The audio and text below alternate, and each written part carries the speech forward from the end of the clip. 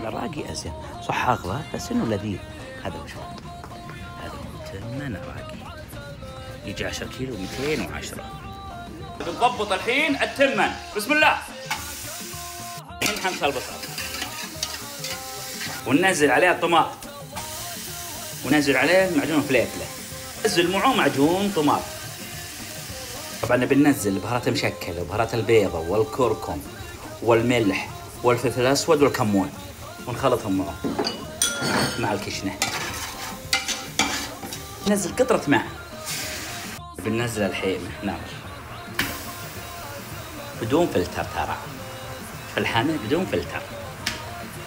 الحين بنقلبها الحين مع الكشنه يكشن شوي. نحط الليمون الاسود ونحط الماء المغلي.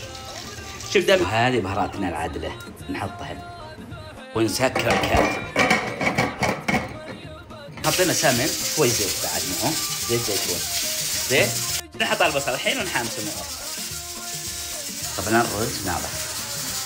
هذه حبة التمن غسلناه ونقعناه نخليه 20. الحين بنحط عليه بهارات الكشنه نخليه روح.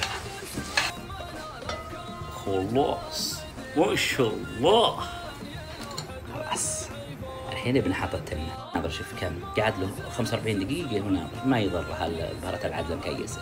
هذا 1 كيلو طبعا. هذا رز تمن عراقي. يلا حطه تنقع له يمكن حوالي بسم الله. هذا يكفي له بالراحة 8. الحين بنحط الخضرة. قضينا خلاص. الحين خلاص. الحين بدأ يتس. نكسر له 20. كله بيروح ذا صعد زنت. كله بيروح اصبر كله بيروح. يلا ما شاء الله.